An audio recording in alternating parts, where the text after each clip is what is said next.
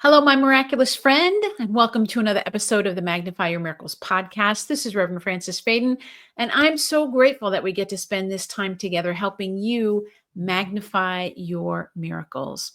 Today, I want to share with you two really personal things that my parents taught me about life and about living your life purpose, about what to do and what not to do. And I love my parents. They've both been gone for a long, long time. But the lesson that they both gave me, each one in their own way, taught me a really important lesson about how to live and how to not live and how to say yes to what I call your sacred life purpose. So before we get into any of that, I want you to take a breath with me. Breathe in the energy of expansion, breathe out anything you no longer need. And as we are going to be diving deep into these beautiful lessons today, just let yourself imagine that you've already heard what you came here to hear and you're feeling inspired, you're feeling uplifted, you're feeling motivated, whatever it might be. And as you let yourself feel that more deeply, we send out that powerful intention to the universe, knowing that that's exactly what must be happening. We're going to take one more deep breath together in gratitude, and we can begin. All right, my friend. Well, welcome once again. So, I want to tell you a little story about my parents. I haven't really talked about them too much, but this is something that dawned on me a while ago when I was thinking about what did my dad teach me and what did my mom really teach me? Now, you and I know that your parents probably taught you all kinds of things, as my parents also did. But there's two really important life lessons that are connected to living your life purpose that both of them taught me. So let me tell you a little bit about my dad. So my dad, he comes from an Irish Catholic family, and my dad wanted to be a printer back when people had invitations that were printed. This is a long time ago when you actually had to learn how to do the type and all of that. So my dad was, I call him an artisan. He was really so good at making things beautiful. And he had his own printing business when people used to get, business cards printed and all that kind of thing. And so my dad was somebody who, in my opinion, he waited to do things. He didn't marry my mom until he was almost 30 years old. And he was somebody who definitely wanted to get things right. And so he married my mom and they went down the road of, having a family and all of that. My dad was working, building his business. He was an entrepreneur. And then he ended up getting sick. And I was 3 years old when my dad passed. And so he was only, I don't know, 41, something like that, when he died. And so he got sick pretty fast. I mean, now this is in the 60s, so he was a chain smoker. He smoked like 2 packs a day before people understood that that was a bad thing. But my dad also, his lungs were sensitive for another reason because my parents had a son before I was born that passed away when he was only 2 years old. And so I think that grief got really stuck there. And then the smoking didn't help any. And so here's my dad thinking he had all the time in the world to spend with me, to grow his business, to manifest his dreams, thinking he had all the time in the world, right? And he didn't. He didn't have time at all. And he didn't know that, right? So I think about my dad, and one of the lessons that I've carried that he really imparted. Now, I don't really even remember my dad because I was so little. But one of the really important life lessons that he imparted is that no one is guaranteed time. No one is guaranteed time. And you will hear many, many coaches talking about this and talking about how time is your most precious commodity and that you don't want to waste time and all of that. And in my own coaching practice, what I see, especially with women, is we put things off. We put things off and we put things off and we put things off. Why do we put things off? A big reason is because we're prioritizing everybody and everything else, right? Women are conditioned to do this. We're conditioned to take care of everybody else first and we put our needs last. And then usually sometime when we're in our 50s or so, we start to go, wait a minute, what about me? Right. Well, my dad didn't get that opportunity to go to his 50s and think about it. His life was cut short, in my opinion. And so he didn't get to see me grow up. He didn't get to do a lot of things that I know that he probably would have wanted to do because he thought he had more time. And one of the things that my mom used to say to me, there's not a lot of pictures of me when I'm little because I'm the youngest one of the family, and they have tons of pictures of other people. But my dad used to always say to my mom, "Oh, we have plenty of time for that. We don't have to worry about taking so many pictures." So there's very few pictures of me when I'm little. And then after my dad passed, my mom took a lot of pictures because she knew how important it was to do that. So my dad, I love him. I wish I had the chance to really connect with him more. I do connect with him in spirit, but I wish I could have a conversation with him and even just one time be able to talk to him about life. But this is the lesson that he passed on to me, was that not everybody's guaranteed time. So you want to act on your ideas. You want to say yes to your purpose. You don't want to wait until you're retired. Here's one of the things I know that happens. I talk to so many women who I met them when they were in their 40s and 50s. And what do they say to me? When I retire, when I'm 65 or whatever age they think they're going to be, when I retire, then I'll write my book. Then I'll do the thing I'm postponing. But you know what happens? By the time they get to that age, they have a lifetime habit of not doing it. You know how hard it is to start writing a book when you have 65 years of not writing your book? You know how hard it is to start a meditation habit when you have 65 years of not meditating or whatever it might be? Can you do it? Yes, you can do it. But you're going to have to kind of go against the habit of not doing it. And if you hire a really good coach, they can help you to do that. But I'm trying to be your coach right now here and say to you, don't wait. Take my father's life lesson about your purpose and don't wait, because none of us is guaranteed time. Now, what about my mom? What's the lesson that my mom taught me? So, love my mom. My mom raised me as a single mom, right? So my mom never remarried.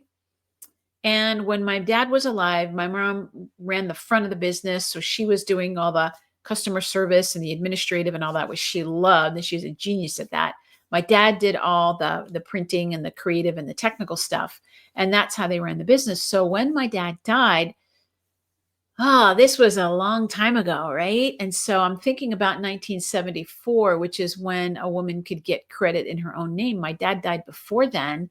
So my mom, for a while, had to kind of pretend that my dad was still alive. She would answer the phone and act as if he was still there because people didn't want to do business with just a woman at that time. But my mom really invested herself in my dad's business and took it over and really ran it. But here's the thing, that business was never really 100% my mom's dream. It was my dad's dream to have a printing business. My mom's dream wasn't necessarily printing. She was really good at all the administrative stuff, and she definitely had that entrepreneurial energy. But did she want to be a printer? Not really. My mom could have been in any business and made it do really, really well. But she was so emotionally invested in that business.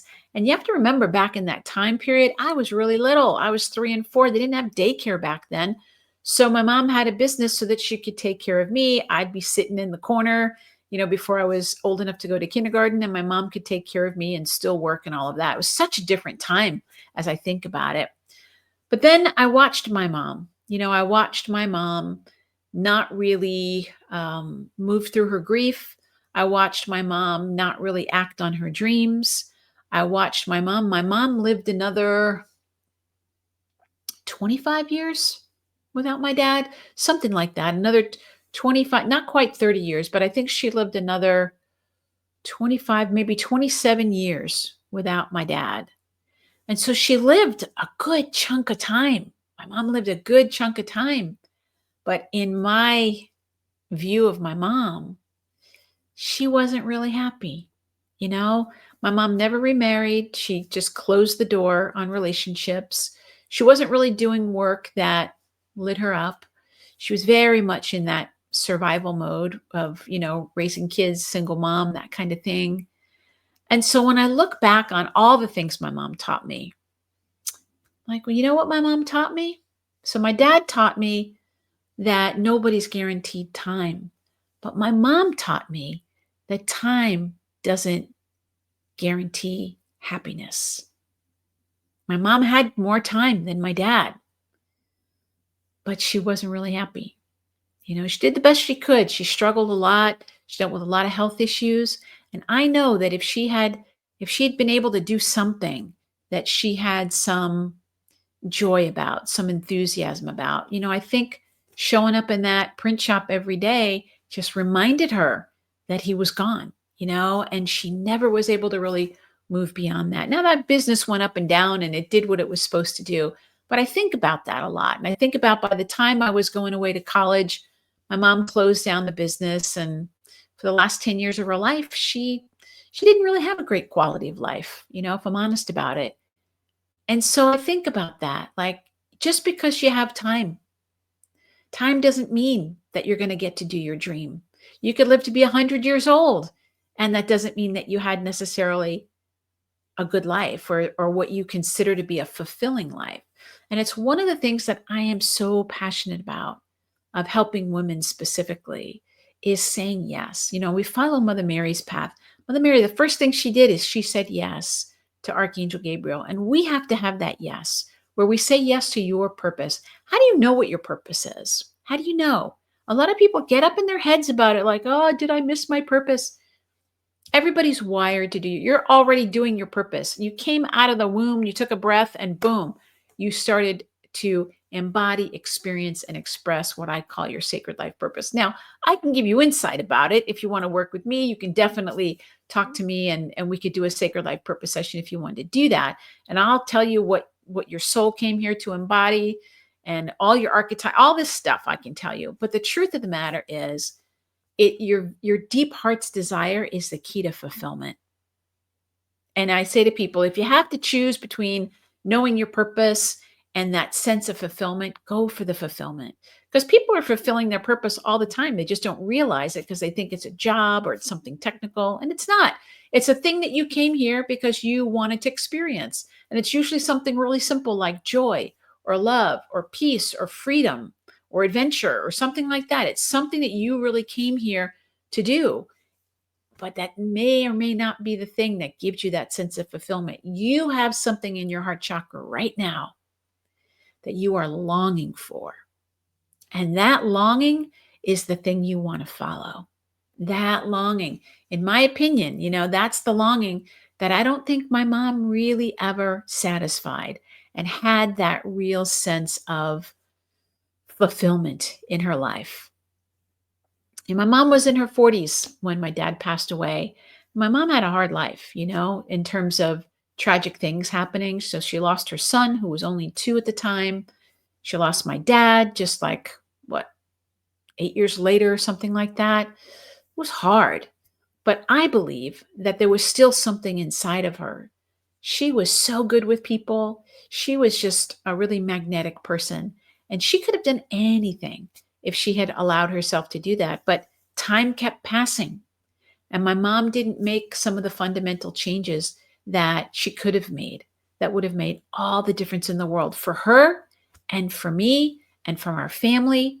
It would have made all the difference in the world.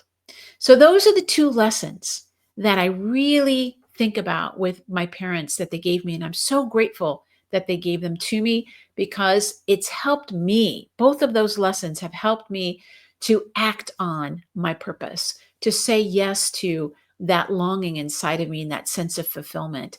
My dad showing me that, you know what? Nobody's guaranteed time. We're not even guaranteed tomorrow. Not one of us has that as a guarantee. Even if we take great care of ourselves, even if we're doing all the right things, we don't know. We have to live each day. And if you've been postponing your joy, if you've been postponing your sense of fulfillment, if you've been postponing your dreams, please take this as your message from the universe to stop doing that. What action can you take today? Now, if you want to take an action with me, here's something that you can do. I'm going to put it right up here for you so you can see it. Schedule a miracle meeting with me. Look into hiring a coach who can help you, somebody who specializes in helping you with saying yes to your deep heart's desire, with helping you to uncover your deep heart's desire. Sometimes we have so much fear around it that we can't feel it. Schedule a miracle meeting with me and find out, am I a good fit for you? You can go to francisfaden.com/miracle meeting and you can see, am I somebody that might be a fit for you? And then we take my mom's lesson, right? My mom's life lesson, which is time doesn't guarantee happiness. Time does not guarantee happiness. So, whatever you've been postponing, whatever you think is going to happen just because time is passing. I mean, sometimes it's like I forget how long I've been on the planet. I'm like, whoa, been on the planet. I was talking to some people the other day and they were talking about playing music that were oldies. And they were talking about music from the 90s and it blew my mind. I was like, oldies from the 90s? Oh my God. That's not the oldies to me, but it is to them, because the 90s were 30 years ago. So time is passing, my friends, and time is going to continue to pass. The passing of time does not equal the fulfillment of your dreams. Time will not bring you your dreams. Okay? Time allows us to grow our dreams. Time allows us to act on our dreams, but time does not guarantee our happiness or our fulfillment. Thank you, Mom, for teaching me that hard lesson. But I watched her, and I don't want to watch you. I don't want to watch you letting opportunities pass you by. So I want you to put a comment below. And what are you going to say yes to? What are you going to do to stop taking your time for granted? You're going to take that lesson from my dad, and you're going to stop taking your time for granted because none of us knows. None of us knows. Nobody's guaranteed tomorrow. So we're going to stop taking our time for granted. And then we're going to take a lesson from my mom, and we're not going to just let time pass without saying yes to our happiness and our joy and our fulfillment, because time passing doesn't equate to anything other than time passing, right? And if you want to, I'll put it up one more time. If you want to get some help with this, you want to work with a coach, you want to work with somebody that knows how to help you to live your purpose, to discover that deep heart's desire, to have more of a sense of joy in your life, to help you heal and let go whatever might be holding you back, to help intuitively guide you so that you get answers quickly and you get results quickly. It's definitely what I do. It's what I love doing. If you're a woman entrepreneur, like my mom was, it's part of the reason I have such a heart for helping women entrepreneurs, spiritual women entrepreneurs. I love to help you because I believe that we have the power to really change our lives, change the course of our lives, change the course of our families, change the course of our communities, change the course of our countries, and change the course of the world, all by being who we are and saying yes to our purpose and our deep heart's desire. So those are the two lessons I wanted to share with you of my parents. I'm going to thank my parents. I can feel their energy with me right now. And I'd love to know, did your parents teach you any lessons about your life purpose, positive or negative? It all depends upon how you interpret it.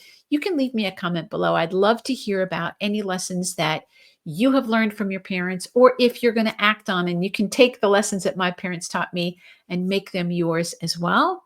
I'd love to hear about it. All right, my friend. Thank you so much. If this episode has resonated with you, please share it with anybody that you know needs to hear this message, needs to have that sense of inspiration, that shot in the arm to inspire them to keep moving forward. I would so appreciate it with your friends, your family, on social media, whatever works for you. And always remember that the key to magnifying your miracles is remembering that your miracle is already here. God bless you, my friends. We'll see you next time. Bye-bye.